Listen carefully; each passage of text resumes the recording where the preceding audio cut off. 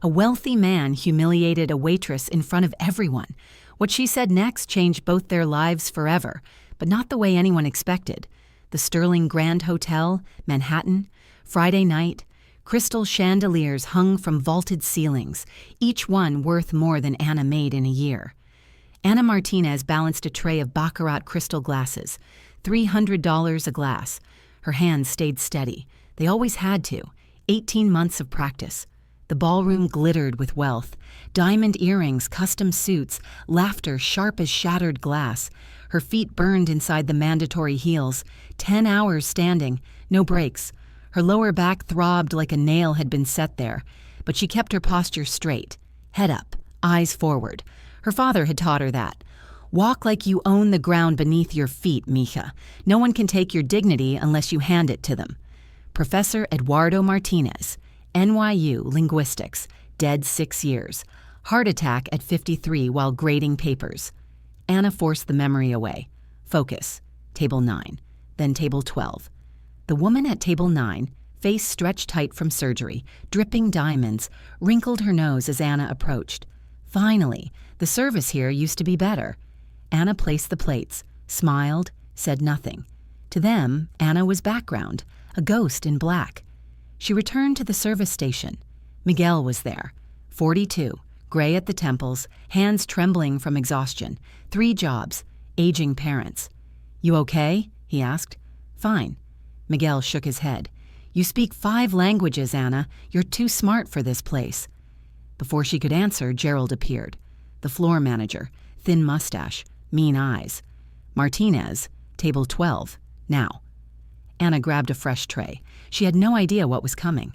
Table 12 was the power table, reserved for Richard Blackwell and his circle. Richard Blackwell, real estate mogul, 47, gray hair, cold eyes. The kind of man who'd never heard the word no. He owned a piece of Manhattan most people only saw in postcards, $3 billion in assets. Politicians answered his calls. Next to him sat his daughter, Sophia, 24, Columbia grad, green eyes. She wore an emerald dress that cost more than Anna's rent. Around the table, a hedge fund manager, a media executive, a city councilman, 2 socialites. Anna approached quietly. "Good evening, may I—" "Just put them down," one socialite interrupted, eyes on her phone. Anna began placing the champagne flutes, her movements precise. Practiced. That's when Richard spoke. He was laughing with the councilman. Then his eyes flickered to Anna. Something shifted in his expression. Cold. Dismissive. He said it casually in Spanish. "Una como ella no debería tocar mi cristal." "Someone like you shouldn't touch my crystal."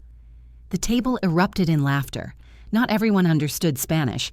Everyone understood the insult. Anna froze. The tray trembled in her hands, just slightly. Inside her chest, something cracked. Then something else caught fire. She heard her father's voice. "Words are bridges, mija, but they're also weapons." The laughter bounced off marble walls, each sound a blade. Anna's vision narrowed. Her pulse hammered in her ears. She placed the last glass on the table. It clinked softly. Everyone was staring at her, waiting for her to disappear, to scurry away like a kicked dog. That's what they expected. Anna's fingers released the tray. She set it on the side table, slowly, deliberately. She straightened her spine, lifted her chin, and made a choice that would cost her everything, or change everything. The laughter was still echoing when Anna spoke. Her voice came out steady, clear, in perfect Spanish. "Una copa de cristal no hace digno a un hombre, solo refleja la dignidad de quien la sostiene." A crystal glass doesn't make a man worthy. It only reflects the dignity of the person holding it. Silence. Complete. Absolute. The laughter stopped mid-breath. You could hear ice melting in glasses, fabric rustling, someone's nervous swallow. Richard Blackwell's smirk vanished. His eyes widened, just a fraction. His jaw tightened. He hadn't expected resistance, certainly not in his own language. Sophia leaned forward, eyes locked on Anna. Something flickered across her face, not just surprise, something sharper, calculated. The socialite with the phone slowly lowered it. The hedge fund manager adjusted his tie nervously. The media executive found his wine glass fascinating. Anna stood perfectly still. Her heart hammered, but her face remained calm. She could feel every eye in the ballroom turning toward table 12, conversations dying, forks pausing mid-air. The atmosphere shifted, electric, dangerous. Richard's face darkened, his knuckles whitened as he gripped his glass. Men like Richard Blackwell didn't get challenged, especially not by waitresses. He leaned forward. His voice dropped to something cold. "Do you understand what you just did?" Anna met his eyes, didn't flinch. "I simply responded. You embarrassed me, in front of everyone." The air between them crackled. Several guests at nearby tables had stopped eating, watching. Gerald, the floor manager, had gone pale across the room. He was making frantic cutting motions at his throat, but Anna didn't look at him. She kept her eyes on Richard Blackwell. "If the truth makes someone look foolish," she said quietly, "that's not my fault." Someone gasped. The hedge fund manager muttered, "Oh, shit." Sophia pressed her hand to her mouth, but her eyes were bright, alive, like she'd just found leverage. Richard stared at Anna. His jaw worked, his face flushed. The entire ballroom held its breath. Then something unexpected happened. Richard's lips twitched. Then he laughed, real, deep, almost amused. He clapped his hands. Once. Twice. "Brave," he said, and something new entered his voice. Something that might have been respect, or curiosity, or neither. But his eyes were still hard, still measuring her. He pointed at her with his champagne glass. "What's your name?" Anna paused. Let the silence stretch. "Anna. Anna Martinez." "Anna Martinez." He repeated it slowly, like filing it away. It didn't sound like praise. It sounded like a warning. The guests were staring at Anna differently now, not with mockery, with caution. She was no longer invisible. But Sophia's expression made Anna uneasy. The younger woman looked at her father, then back at Anna. A small smile played at her lips, like she'd just found something useful. Anna nodded once to Richard, professional, distant. Then she picked up her tray and walked away. Her hands were shaking now, adrenaline crashing through her system. Behind her, the ballroom slowly came back to life, but quieter, different. Anna made it to the service station before her knees went weak. Miguel grabbed her arm. His eyes were huge. "Did you just—" "I need a minute," Anna whispered. "Anna, that was Richard Blackwell. Do you know who—" "I know." Across the room, Gerald was speed-walking toward her, face purple with rage. Here it comes, Anna thought. But before Gerald reached her, his phone buzzed. He stopped, looked at the screen. His expression changed from fury to confusion to fear. He turned and walked away without saying a word. Anna stared after him. Miguel leaned in close. "Someone just protected you. Someone powerful." Anna looked back at table 12. Sophia was watching her. She gave a small nod. Then she turned back to her father and whispered something that made him laugh. Anna felt something loosen in her chest, just slightly. Maybe she wouldn't lose her job tonight, but she knew this wasn't over. The rest of the shift passed in a blur. Anna moved through her tasks mechanically. Other servers stared at her, whispered. Carmen, a server who'd worked at Sterling for 7 years, cornered her near the kitchen. "What the hell were you thinking?" Carmen hissed. She was 35, single mom, couldn't afford to lose this job. "You can't talk to guests like that. You're going to get us all in trouble." "He insulted me," Anna said quietly. "So what? They insult us every night. You smile and take it. That's the job." "Maybe it shouldn't be." Carmen's eyes flashed. "Easy for you to say. Some of us don't have options." She stalked away. Anna felt guilt twist in her stomach. Carmen was right. This job was survival for most of them, and Anna had just made waves.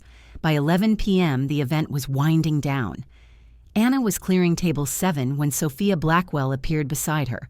Up close, she was even more striking, intelligent eyes. But there was something else there, something Anna couldn't quite read. "Anna Martinez," Sophia said softly. Anna straightened. "Miss Blackwell." "Just Sophia." She smiled, but it was controlled, measured. "That was remarkable. What you said to my father." Anna didn't know how to respond. "I probably shouldn't have. Maybe not." Sophia's smile widened slightly. "He's still talking about it. That's rare." She reached into her clutch and pulled out a cream-colored business card. "I teach international relations at Columbia. I'd love for you to come speak to my students sometime." Anna took the card. Her fingers trembled slightly. "I'm not sure I have anything to teach." "You'd be surprised."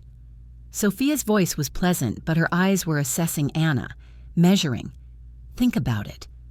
Something about Sophia's kindness felt practiced. Then she was gone. Anna stared at the card. Miguel appeared at her elbow. What did she want? Anna showed him the card. Miguel's eyebrows shot up. "That's interesting." "Is it?" "Rich people don't just hand out business cards to servers, Anna, not without a reason." Anna slipped the card into her apron pocket. Something about the interaction felt calculated, but she couldn't put her finger on what. The shift ended at midnight. Anna changed out of her uniform and checked her phone. 3 missed calls from Aunt Rosa, 2 voicemails. Anna's hands shook as she listened to the first one. "Mija, it's about your mother. The hospital called. The insurance denied the treatment again. They're saying we need $12,000 up front or they'll have to stop. Call me back." The second message was worse. "Anna, where are you? Your mother's doctor says we have 72 hours. After that..." Rosa's voice broke. "Just call me." Anna's vision blurred. She leaned against the cold metal lockers. $12,000. 72 hours. She made $400 a night in tips on a good night. Maybe 500. Even if she worked every shift for the next month, it wouldn't be enough. She thought about Sophia's card in her pocket. Then she thought about her mother's face. Elena Martinez, 58, kindergarten teacher for 30 years, wasting away in a hospital bed because Anna couldn't save her. Anna wiped her eyes, took a breath. She called Rosa back. "I'm here, Tia. I heard the message." Rosa's voice was thick with tears. "I don't know what to do, Mija. I've called everyone. Nothing." "I'll figure something out," Anna said, though she had no idea how. "How?" "I'll figure it out." Anna's voice was firmer now. "Tell Mama I love her. Tell her I'm working on it." She hung up before Rosa could ask more questions.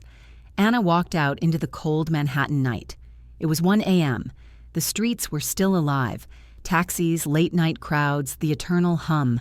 She walked without direction, past closed storefronts, past bars, past sleeping homeless people in doorways. She ended up at the East River, staring at dark water, at Brooklyn's lights across the way. Her phone buzzed. Unknown number. She almost didn't answer. "Hello?" "Anna Martinez." A woman's voice, professional. "Yes?" "This is Jennifer Chen. I'm a producer for Good Morning America. I saw a video posted online about an hour ago of you at the Sterling Grand Hotel." Anna's blood went cold. "What video?" "Someone filmed your exchange with Richard Blackwell. It's going viral. We'd love to have you on the show." Anna's mind went blank. I don't understand." "The video has over 1 million views already. People are calling you a hero. Would you be interested? Tomorrow morning?" Anna looked out at the dark water. A video. Viral. 1 million views.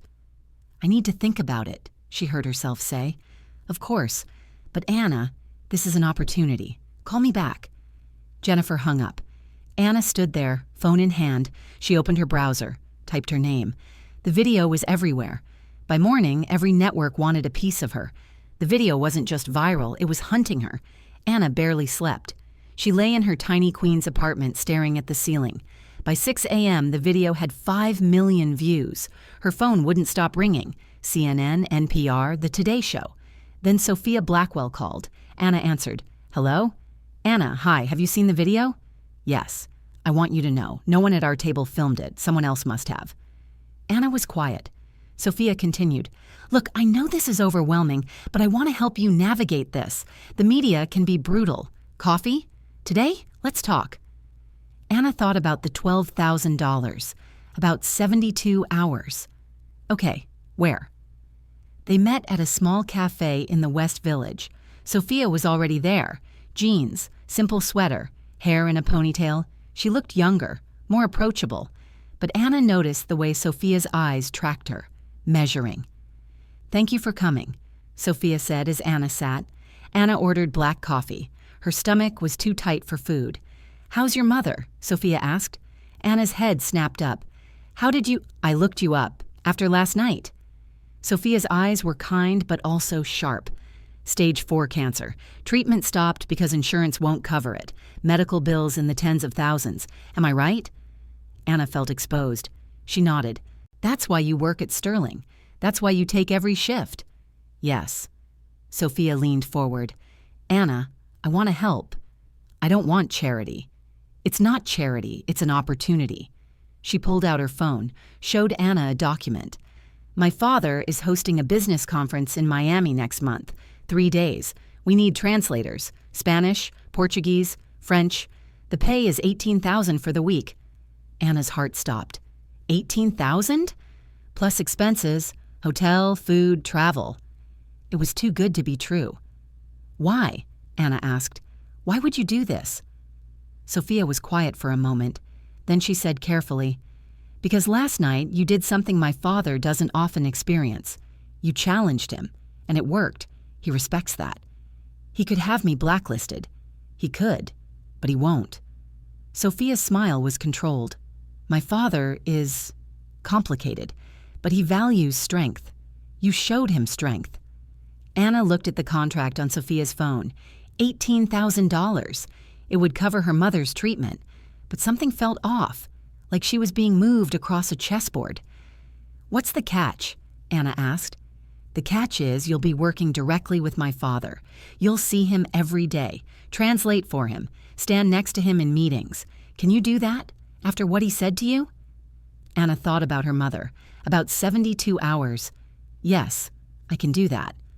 Are you sure? Because once you commit, you can't walk away. These are binding contracts, high-stakes meetings. If you bail, it could destroy your reputation. You won't just lose a job, you'll lose your name. Anna met Sophia's eyes. I'm sure. Sophia slid a paper contract across the table. Read it. If you agree, sign it. Anna read every word. The contract was legitimate, straightforward. She picked up the pen. Her hand hovered over the signature line. She thought about Carmen. You're going to get us all in trouble. She thought about her father. Walk like you own the ground beneath your feet. She thought about her mother, dying, waiting for a miracle. If this went wrong, she wouldn't just lose a job, she'd lose everything. Anna signed. As she handed the contract back, she caught something in Sophia's expression, a flicker of satisfaction, like a chess piece had just moved exactly where she wanted it. When Anna returned to the Sterling for her next shift, everything had changed. Gerald called her into his office. Sit, he said. Anna sat. Gerald looked at her, his face unreadable. You've become a liability, Martinez. Anna's stomach dropped. I'm being fired?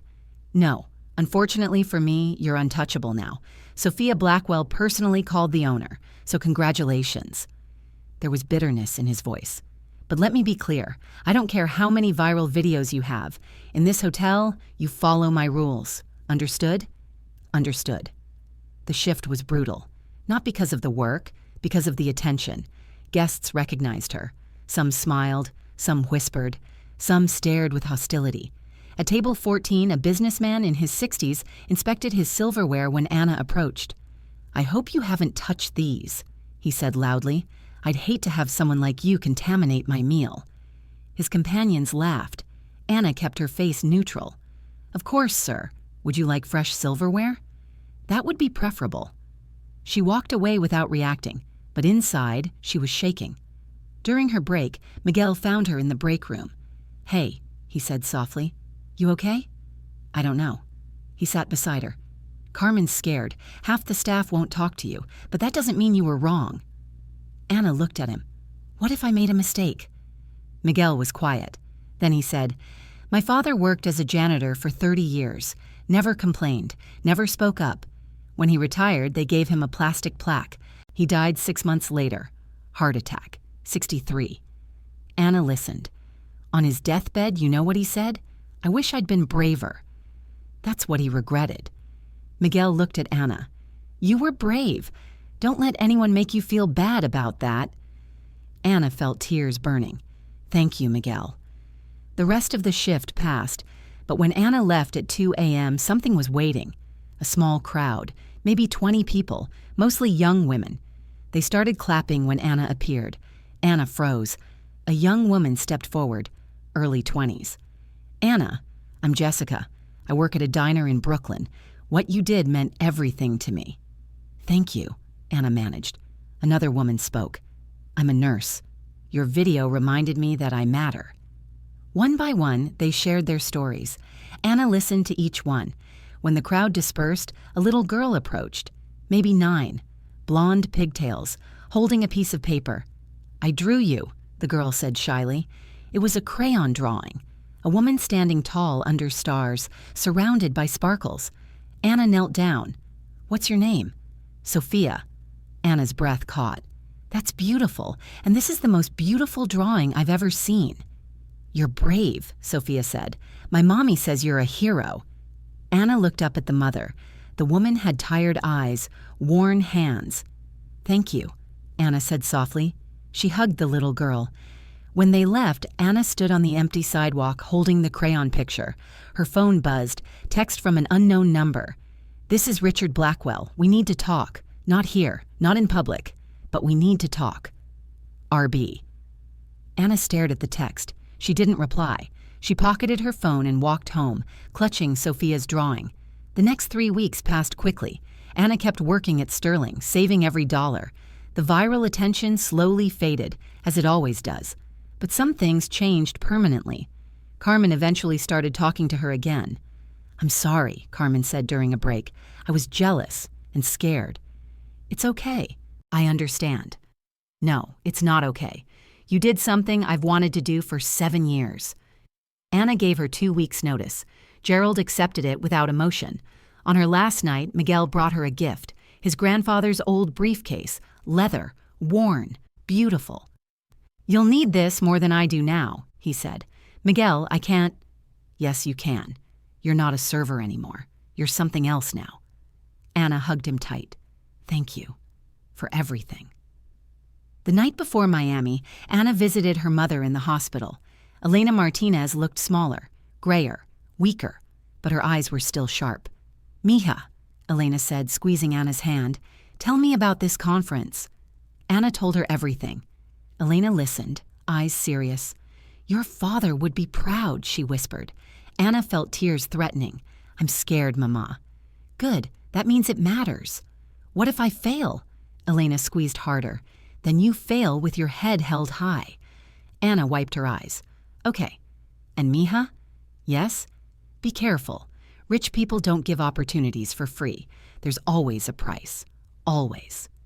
Anna nodded slowly. I know. Do you? Because once you take their money, they think they own a piece of you. Don't let them. The flight to Miami was surreal. First class. Anna had never flown first class. The businessman next to her smiled. First time? Anna nodded. Enjoy it, he said kindly. You earned it. When the plane landed, there was a car waiting. Black town car. Driver holding a sign. Martinez. The hotel was absurd. The Fontainebleau. Ocean views. Marble. Gold. Anna's room was bigger than her entire apartment. She stood on the balcony looking at the Atlantic. Her phone buzzed. Text from Sophia. Welcome to Miami. Conference starts tomorrow at 8 a.m. Meet me in the lobby at 7:30. S. Anna set an alarm, laid out her clothes, the most professional outfit she owned. She looked at Sophia's drawing taped to the hotel mirror. A woman under stars, standing tall. Okay, Papa, Anna whispered. Let's see if I can do this. She slept fitfully. The conference hall was massive. Floor-to-ceiling windows overlooking the ocean, 200 chairs, a stage with microphones and screens, people in power suits speaking a dozen languages. The energy was electric. Anna found Sophia in the chaos, navy suit, hair perfectly styled. There you are, Sophia said, smiling. How are you feeling? Terrified. Perfect. She handed Anna a badge. You're assigned to the main stage. Keynote speakers, Spanish to English, English to Spanish, sometimes Portuguese. Can you handle it? Anna's mouth went dry. The main stage? You speak 5 languages fluently. You're exactly what we need. Sophia, I've never done anything like this. What if I mess up? Sophia grabbed Anna's shoulders, looked her in the eyes. Anna, you stood up to my father in a room full of billionaires. If you can do that, you can do this. Trust me. Anna took a breath.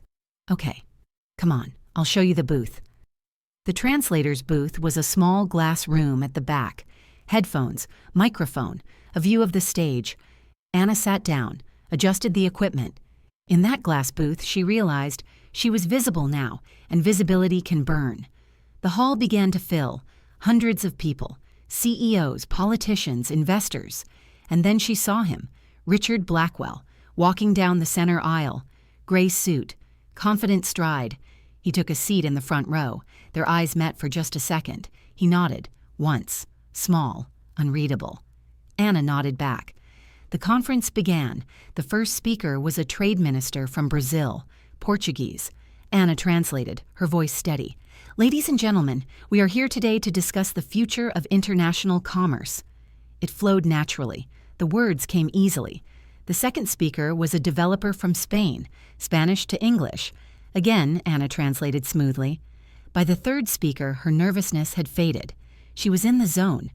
During lunch, people approached her, complimented her work. Your Portuguese accent is flawless, said a diplomat. Best translation I've heard, said a CEO. Anna smiled, thanked them, felt pride warming her chest. When was the last time she'd felt proud? That afternoon, Richard Blackwell took the stage.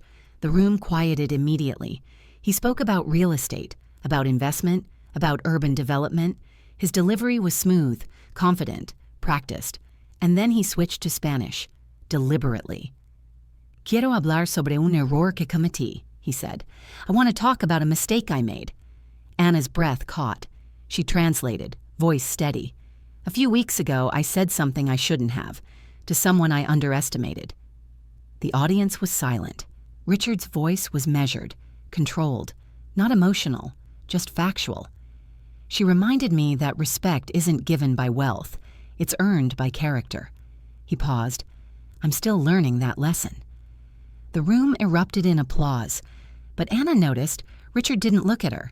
He looked at the audience, at the cameras. This wasn't an apology. It was positioning. After the panel, people swarmed her. Business cards, offers, a venture capitalist. We need someone like you. A diplomat. Have you considered international work? Sophia rescued her, pulling her aside. Breathe, she said. This is just the beginning. That evening, Anna stood on her hotel balcony, watching the sun set over the Atlantic. Her phone buzzed. Text from Aunt Rosa. The hospital called.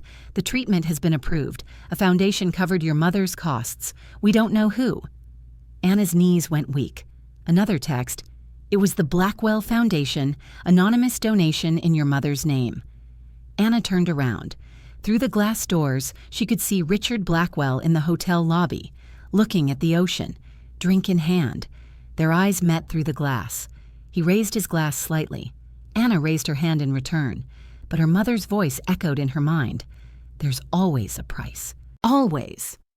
Anna wondered when she'd have to pay it. The conference ended. Anna's phone was full of contacts, job offers. A consulting firm in New York wanted to hire her full-time. Starting salary, $85,000 a year. She accepted. When she returned to New York, Anna visited her mother immediately.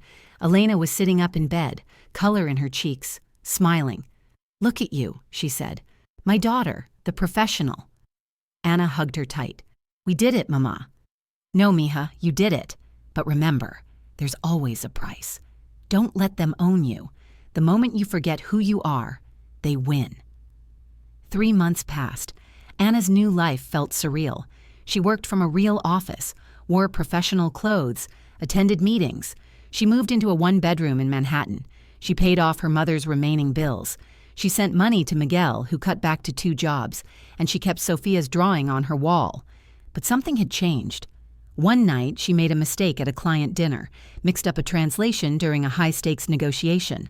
A small error, easily fixable. But someone filmed it. The client's face went cold. The room went quiet. Anna felt ice spreading through her chest. She corrected herself immediately, apologized, moved on. But the damage was done. By morning, it was online. Viral waitress makes embarrassing mistake. Anna Martinez fails at her one job. Comments poured in. I knew she was a fraud.